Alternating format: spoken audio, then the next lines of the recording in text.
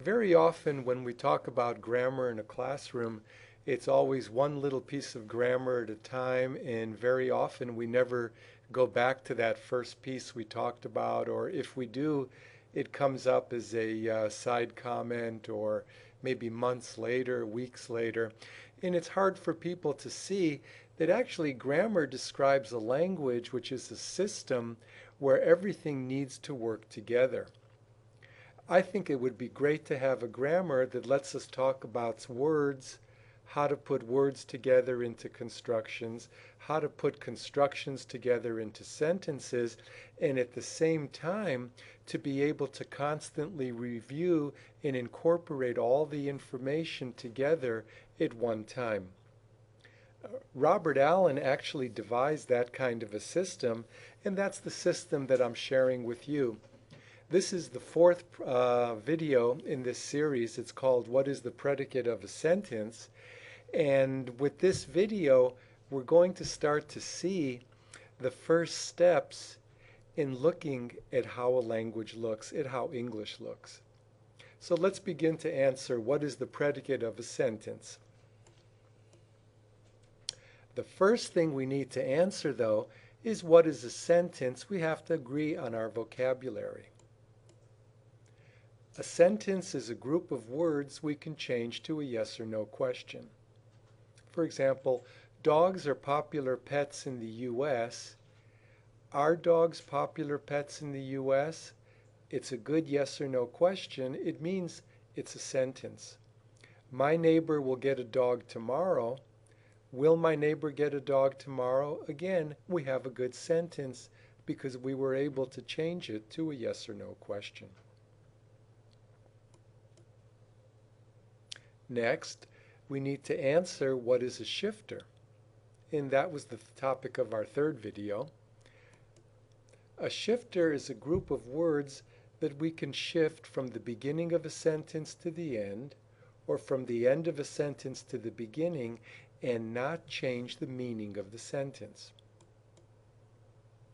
Dogs are popular pets in the U.S. In the U.S., dogs are popular pets. I can see that in the U.S. is my shifter. It can be at the end, it can be at the front, but the sentence remains the same meaning. My neighbor will get a dog tomorrow. Tomorrow my neighbor will get a dog. Again, tomorrow is a shifter. At the end or at the front, the sentence remains the same. Before we go on to the predicate, we do have to decide what is a subject in a sentence. The subject of a sentence is all the words between the two X-word places. The 20 common X words are listed in red: am, are, is, was, were, and then the words below them. Very often these are called auxiliary verbs or helping verbs, but they do something very interesting in English that we can take a look at. These X words are the words that let us ask yes or no questions. These are also the words that must appear in negative sentences. So for example, dogs are popular pets in the U.S. Are dogs popular pets in the U.S.?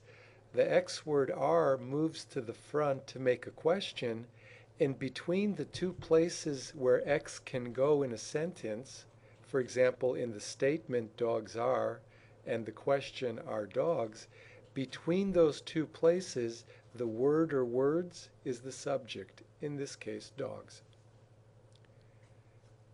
My neighbor will get a dog tomorrow. The X word is will. I can move it to the front to make a yes or no question. Will my neighbor get a dog tomorrow? My neighbor's the subject. It's the words between the two X word places. Now we're ready to answer the question, what is a predicate? The predicate of a sentence is between the subject and end shifter places. We're only talking about places here. We're not talking about ideas or parts of speech or anything like that at all. We're just talking about the locations that can be found in a sentence. For example, dogs are popular pets in the U.S. We already saw in the U.S. is the shifter, dogs is the subject, and the predicate is between the subject and the end shifter. In this case, are popular pets. And the X word is included in the predicate. My neighbor will get a dog tomorrow. My neighbor is the subject. It was between the two X word places where we put will. Tomorrow is the shifter. Will get a dog is the predicate. The X word is part of the predicate. Jan is walking her dog right now. Let's take a look and we'll do this sentence step by step together. The shifter, right now. Right now, Jan is walking her dog. Let's find the subject by marking the X words and moving one to make a yes or no question. Is Jan walking her dog? And we see Jan is the subject. We know the subject. We know the end shifter. Let's put a box around the predicate, and there it is walking her dog. They love each other. Again, let's take a look at this sentence together.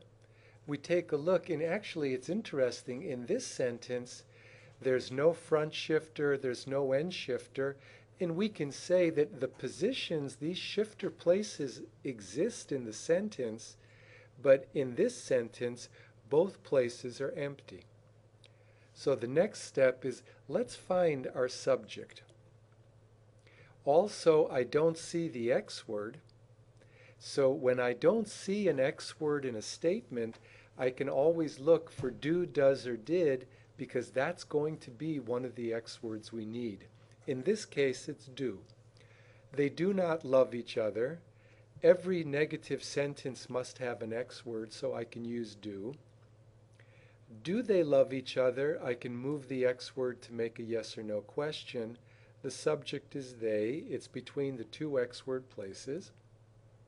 Love each other is the predicate because it's everything that's left. There is no end shifter.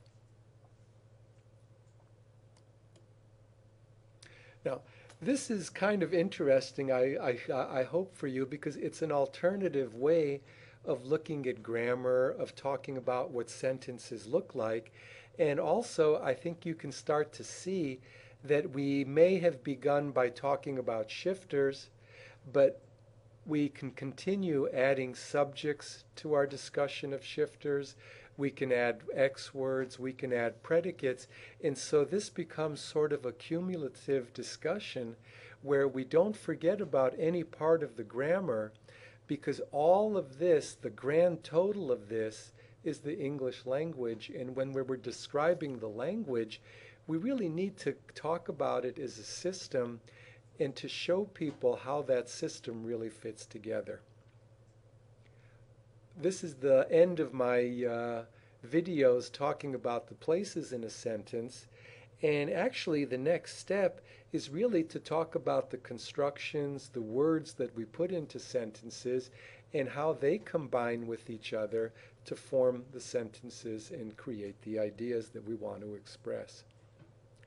Any questions or comments, I'd be happy to hear from them. I'd be happy to hear from you. And my name's Richard Abend. I can be reached at rabend@mpc.edu. I hope to hear from you.